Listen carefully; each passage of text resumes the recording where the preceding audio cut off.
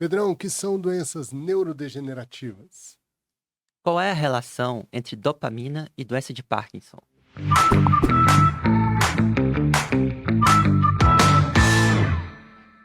Nós somos Estação Dopamina, seu podcast sobre temas aleatórios com embasamento científico. Então, vamos falar de cérebro hoje, né? É o que nos resta. Então, Pedrão, a gente ouve falar muito sobre doenças neurodegenerativas. A gente sabe que existem várias, né? Mas existe um mecanismo de ação que é comum entre elas, que é a deposição, né, de proteínas mal formadas, Uhum, proteínas que acabam perdendo ali a solubilidade, acabam se acumulando nas células e matando, né, uhum, os neurônios. E isso acontece em várias doenças, como a doença de Parkinson, doença de Alzheimer, uhum. a esclerose lateral amiotrófica, né, demências frontotemporais. E um tema que está sempre em moda, em pesquisa, Uhum. né? É como a gente consegue diagnosticar a doença neurodegenerativa, ou pelo menos como descobrir qual a pessoa que tem uma predisposição a ter essa doença e qual seria a forma de evitar, né, que Uhum. essa neurodegeneração se propague. E outra é como interromper o processo ou como regenerar aquelas células que morreram, né, Pedro? Uhum. É, e o que você tem lido a respeito desse assunto? É um assunto muito interessante, né, Marcelo? Eu acho que as doenças neurodegenerativas, como a doença de Alzheimer, que é mais comum, e a doença de Parkinson, a segunda mais comum, elas surgem muitos e muitos anos antes dos sintomas se manifestarem. Às vezes até 20 anos antes. Então já está acontecendo algumas alterações no cérebro ou até em outras regiões do corpo, como o intestino, e a doença já está se iniciando aos poucos, lentamente, ao longo de muitos anos e progredindo, sem que quem tem essa patologia repare que está acontecendo. Então isso é um alvo muito interessante para tratamento. Ainda não temos tratamento para esse início da doença, mas cada vez mais está sendo estudado 10, 20 anos antes do início da Uhum. doença. Pois é, e a gente, a estação dopamina, né? ah, a gente não pode deixar de falar da falta da ação da dopamina, né? Uhum, De uma condição clínica muito frequente que está relacionada a uma redução da produção e do efeito, né, da dopamina nos circuitos cerebrais, uhum. que é a doença de Parkinson, né? É, sem dúvida. A doença de Parkinson, a principal característica dela é a falta de dopamina no cérebro. Então, nós usamos medicações para repor a dopamina no cérebro. Uhum. A principal medicação é levodopa, que é um remédio que se transforma em dopamina e vai agir lá dentro do cérebro, repondo a falta de dopamina da pessoa. E essa medicação foi desenvolvida já há muitas décadas, 1940, 50 mais ou menos, e já é bastante segura, eficaz. Já sabemos, temos várias apresentações diferentes que pode ser usada. E então é uma medicação muito útil na doença de Parkinson. Aham. Interessante isso que você falou, né, Pedro, porque levodopa não é dopamina, mas é uma matéria-prima para a dopamina. Uhum, E a história por trás disso, que a dopamina em si ela não chega, né, lá no sistema nervoso central, uhum, ela vai sendo degradada no que a gente chama de periferia, né, que é no é. organismo fora do sistema nervoso central. Não adianta dar dopamina pura para a pessoa, pois essa dopamina não vai chegar lá no cérebro. Aham. Tem a barreira hematoencefálica que impede que a dopamina chegue lá. Então, a gente dá na forma de levodopa, a levodopa entra no cérebro e se transforma em dopamina. Aham. E alguns efeitos da dopamina, né, periférica seriam principalmente náuseas, né? Uhum, Tanto que muitas das medicações que a gente usa para náuseas são bloqueadores de dopamina, né? uhum. E quais são os sintomas que a gente costuma ver da falta de dopamina lá no cérebro? Os principais sintomas aí do Parkinson. Olha, tem os sintomas que a gente fala, os sintomas motores, né, da doença de Parkinson, são os que mais chamam a atenção, né, do paciente e dos familiares que estão observando o paciente desenvolver a doença. Então tem tremor, lentidão dos movimentos, rigidez e outros sintomas, às vezes um pouco de instabilidade para andar, algumas quedas. Esses são os sintomas motores, mas tem também sintomas não motores relacionados à doença de Parkinson que também podem ser por falta de dopamina. Pois é, entre os sintomas não motores, muitas vezes eles causam mais prejuízo para a pessoa, piora da qualidade Uhum, de vida do que às vezes os próprios sintomas motores, né, Pedro? E a gente pode citar alguns sintomas que precedem em muito tempo o início dos uhum, sintomas motores, como por exemplo, a perda do olfato, né? A gente pode ter um transtorno do sono, chamado transtorno uhum, comportamental do sono REM, onde a pessoa dormindo, né, ela não acorda para ter esses comportamentos, mas ela uhum, dormindo mesmo, ela pode ter comportamentos violentos, de chutar, aham, pular da cama, xingar. Isso, em geral, está associado a sonhos vívidos, né, ou às vezes com é, é, um, com- um conteúdo assim de uhum, fuga ou de luta, ou eventualmente até pesadelos, né? verdade. E constipação, né? Constipação intestinal Uhum. é um achado quase que universal, né? Entre os pacientes de Parkinson. Verdade, pode surgir muitos anos antes do início dos sintomas de tremor, que são sintomas motores, que é aquilo que a gente falou no início, né? As doenças neurodegenerativas surgem muitos e muitos anos antes e são alvo para estudos com novas medicações terapêuticas que possam retardar a progressão da doença. E constipação é interessante esse tema, porque tem muitos estudos mostrando que as alterações iniciais do Parkinson muitas vezes são até no intestino e não no sistema nervoso central. Como é que é isso, Marcelo? Explica pra gente. Interessante isso que você falou, né, Pedro? Realmente sempre surge a dúvida da onde que vem, né, a doença de Parkinson, por que que vem essa Uhum, neurodegeneração, da onde que ela parte. Realmente existem algumas teorias, aquela do cérebro primeiro ou do corpo primeiro, uhum, né?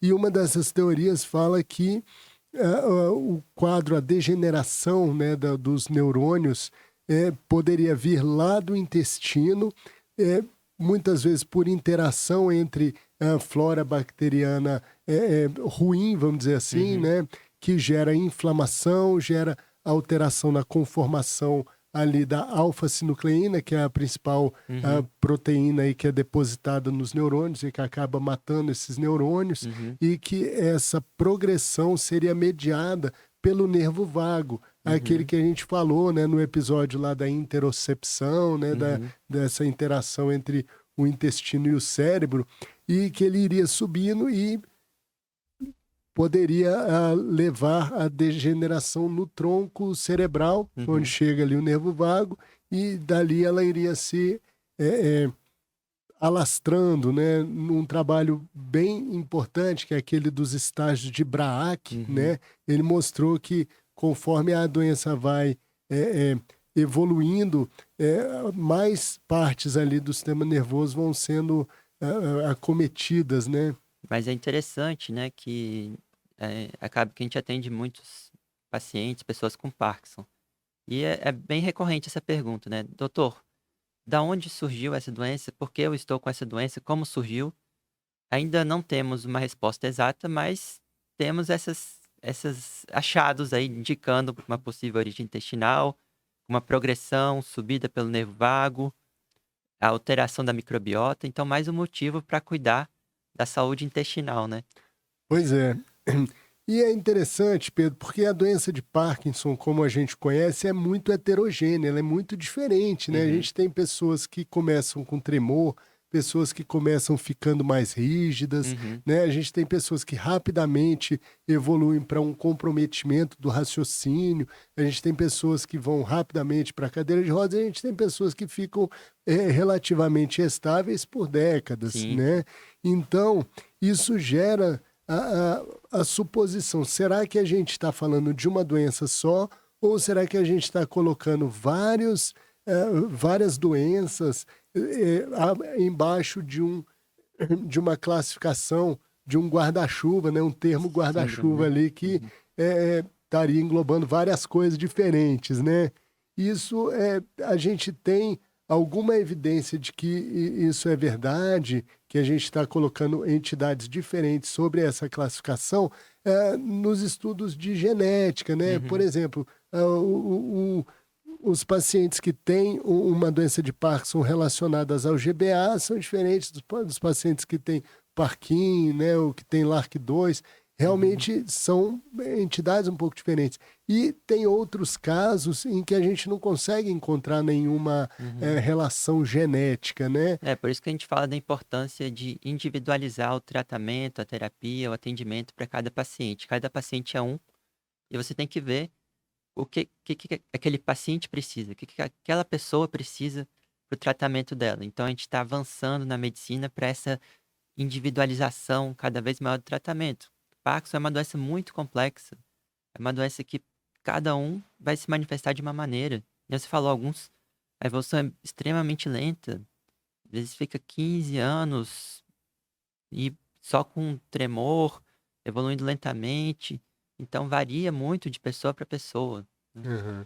E a gente tem a suposição de que o Parkinson é uma doença que acomete só pessoas idosas, né? Uhum, Mas a gente tem exemplos aí realmente famosos, como por exemplo o Michael J. Fox, né? uhum, Que começou a ter a doença muito jovem, se eu não me engano, por volta ali dos 30 anos, antes de sim. 40 anos, né? Até tem um documentário dele recente que ele mesmo fala sobre a experiência dele na doença de Parkinson. É bem interessante esse documentário. Recomendo a todos que assistam aí, na televisão, nos streamings. Legal. E como a gente estava falando dos sintomas não motores, a gente pode ter vários tipos, né, Pedro? Uhum, Alterações de sono, alterações do olfato, alterações da cognição, uhum, dor, né? Muitas vezes isso atrapalha mais o paciente do que o sintoma motor, quando o sintoma motor está verdade. controlado, né? Uhum, E uma coisa que é muito difícil, às vezes, da gente conseguir manejar é a desautonomia, né? Essa alteração do sistema nervoso autônomo. uhum. Então, às vezes, a pessoa levanta, tem queda de pressão, às vezes tem é, Tontura. tonturas, né? Uhum. Sente mal. E o que que a gente pode fazer para manejar aí desautonomia, para manejar dor, para tratar sintomas não motores?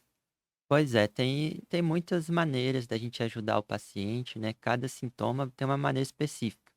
Mas algo que eu acho muito importante é, desde o início, o paciente se dedicar a fazer atividade física. Isso, no futuro, depois de 5, 10 anos, a doença, a gente vê que tem uma diferença grande dos pacientes que fazem atividade física e dos que não fazem atividade física. Uhum. É bem diferente mesmo os grupos. Então, é muito importante fazer atividade física. O paciente chega muito melhor depois de 10, 15 anos de doença do que quem não faz atividade física. Então, fica muito mais simples, é fácil manejar esses sintomas não motores e motores do paciente. Aham. E tem sintomas motores e não motores que não respondem à medicação também, né, Uhum. Pedro?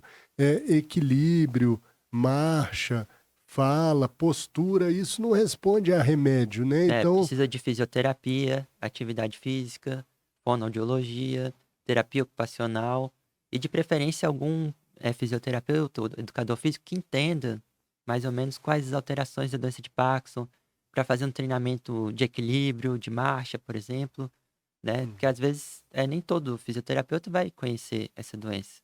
é.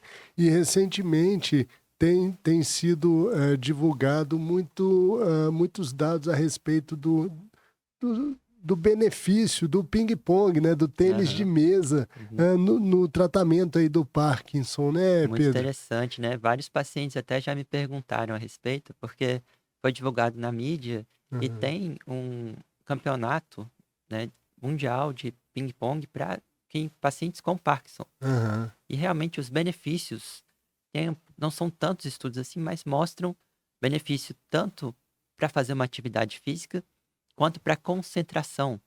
Que às aham. vezes quem tem Parkinson pode ser mais desatento, ter dificuldade de focar, concentrar, em achar palavras. E no ping-pong você tá ali concentrado, focado em jogar. Você tem uma posição ali para equilíbrio, agilidade, coordenação. Então, são vários atributos importantes Pois trabalhados é. no ping-pong. Velocidade de resposta ali, né, de Uhum, reação. E uma coisa que eu acho interessante, Pedro, também é a questão da gente trabalhar com o centro de gravidade, né? Às uhum, vezes você precisa, né, jogar o peso para uma perna, jogar o peso para outra, uhum. sem contar no aspecto social, né? E, sem dúvida, a pessoa que está jogando ping-pong está se divertindo, né? Ó.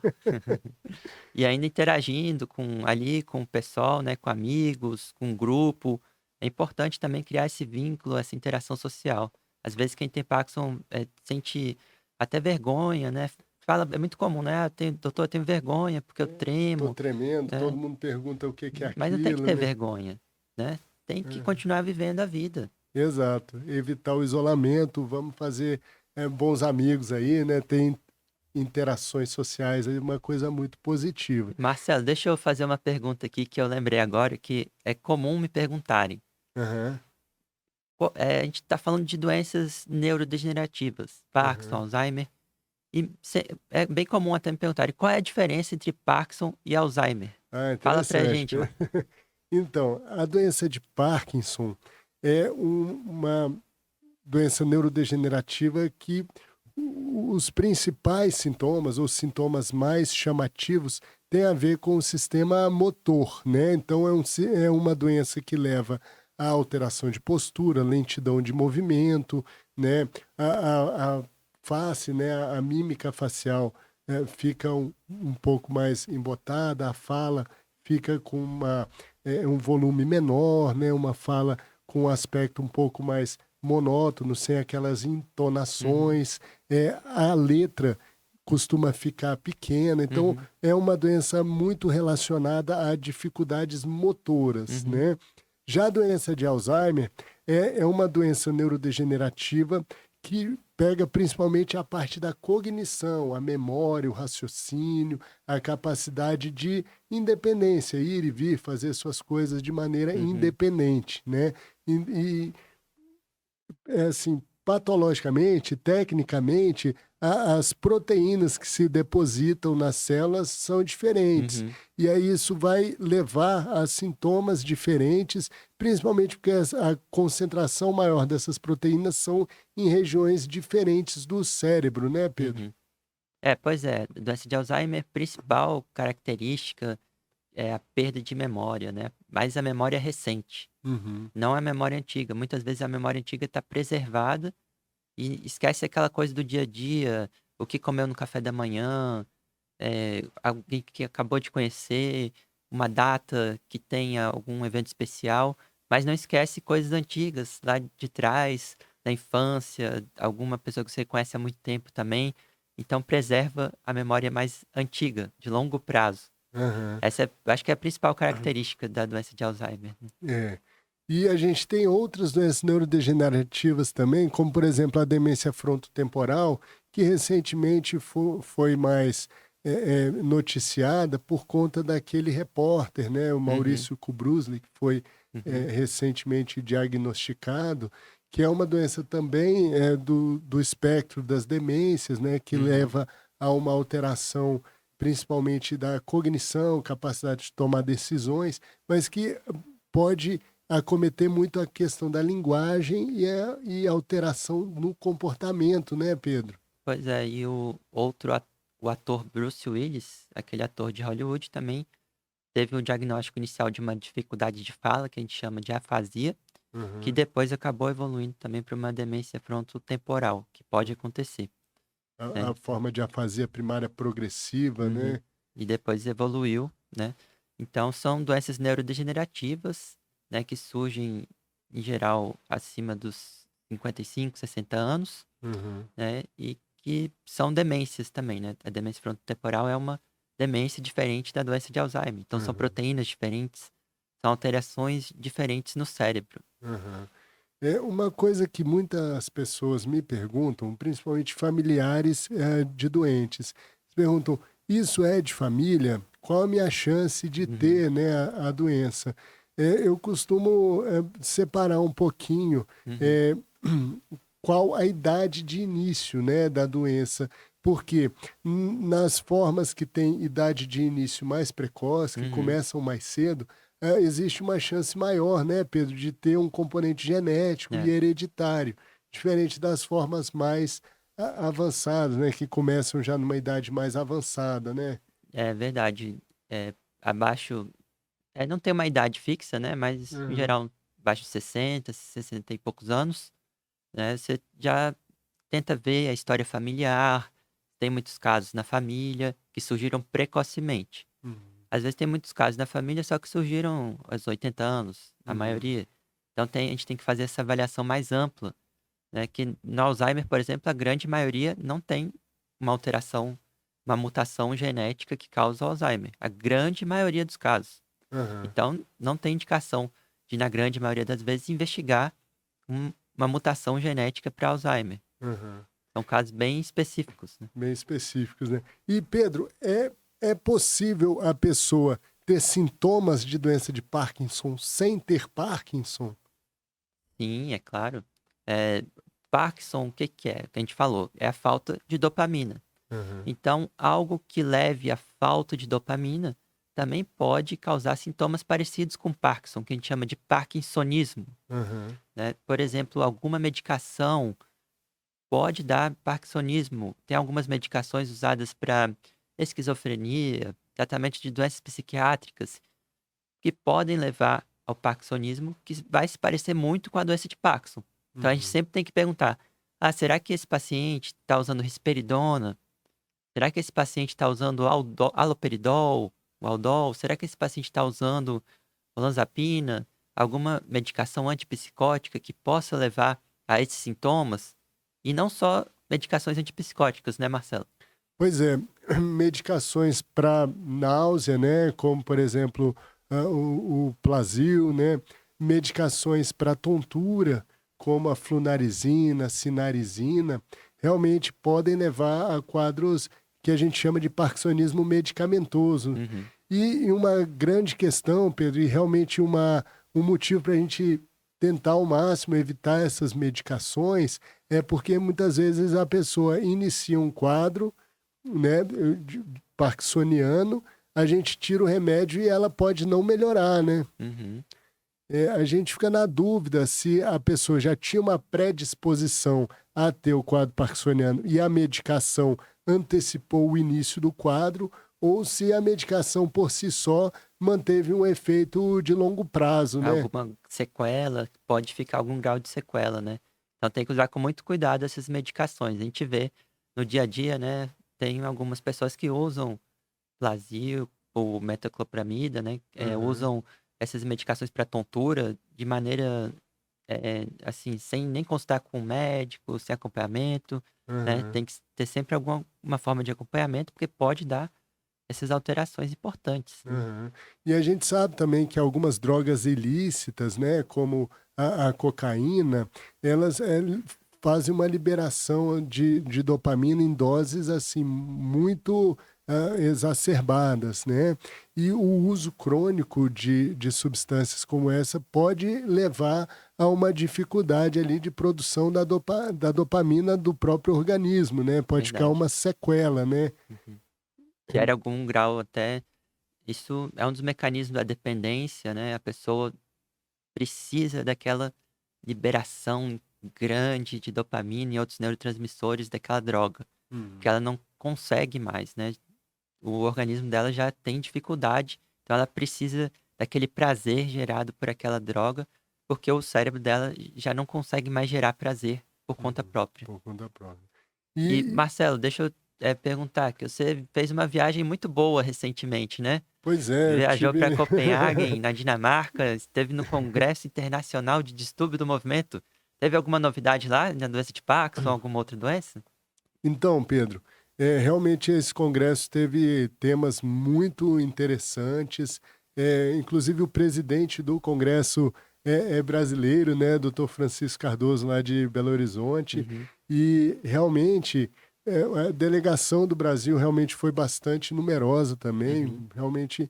E o que que eu notei de novidade lá que seria realmente muito interessante e relevante aqui para trazer para o pessoal. Um diagnóstico de padrão ouro, vamos dizer, hoje em dia, ainda é o diagnóstico clínico, Uhum. né? E o diagnóstico clínico, ou seja, a gente olha o paciente, a gente vê os sintomas, a gente vê a história clínica e a gente conclui, olha, isso aqui parece um Parkinson. A gente não tem como dizer assim, com certeza, Uhum. não, isso é Parkinson. Por quê? Porque muitas vezes algumas síndromes parkinsonianas atípicas, elas podem ser indistinguíveis no início do Uhum. quadro. E o que a gente tem visto de novidade aí no Congresso? A busca por biomarcadores, né? Substâncias que sejam detectáveis no organismo e Precocemente, né? Bem antes precocemente do início da doença, já consegue lá 10, 20 anos antes já detecta. detecta, exato. E que trazem um diagnóstico com um grau de certeza muito maior do que Uhum. só a observação clínica, né? Mas tem que ser E, um método extremamente sensível, né? Que são concentrações mínimas ali que estão no sangue, na pele, em outros locais do corpo, que tem que ser detectado por aparelhos extremamente sensíveis, né? Pois é, e realmente uma das principais novidades que a gente viu lá é um método chamado SAA, né? Seed Amplification Assay, é o ensaio de eh, Amplificação de amplificação semeadura, por né? semeadura, que seria mais ou menos parecido com aquele método PCR, né? De amplificação de DNA, que já é um pouco mais Uhum. conhecido aí, né? O que se faz? Mecanismos lá tecnicamente bem avançados conseguem detectar quantidades muito pequenas dessa proteína alfa-sinucleína alterada, né? No organismo da pessoa que vai Uhum. ter ou já tem, né, doença de Parkinson. Isso principalmente no líquor, mas também pode ser pela saliva, pela biópsia de pele, né? E a coisa que eu achei mais interessante foi um trabalho japonês, que foi inclusive premiado lá Uhum. no Congresso, onde eles conseguiram fazer esse Seed Amplification Assay Uhum. no sangue de pacientes e eles conseguiram não só detectar a alfa-sinucleína, como diferenciar a alfa-sinucleína da doença de Parkinson das alfa-sinucleínas de parkinsonismos atípicos, né? Muito Então, interessante. isso realmente vai ser revolucionário no tratamento, no diagnóstico Aham. da doença de Parkinson, né? E dos parkinsonismos atípicos, que é É, uma grande dificuldade que a gente tem hoje em bases clínicas, né, Pedro? mas é claro que ainda é algo que está em fase de pesquisa, né? Ainda não foi implementado para ser usado no dia a dia, né? Mas como as coisas estão andando de maneira assim muito Uhum. rápida, eu acredito que em alguns anos aí isso já deva estar disponível no mundo todo, né? Excelente. É. Bom, pessoal, acho que é isso, né? Você tem mais alguma coisa para comentar, Mar? Então, clinicamente, a gente, quando vê uma pessoa que está com a face, a expressão facial mais embotada, Uhum. às vezes um tremorzinho ah, de um lado só do corpo, principalmente na mão, né? É, é, uma fala um pouco mais lentificada, um andar mais devagar, né? Uhum.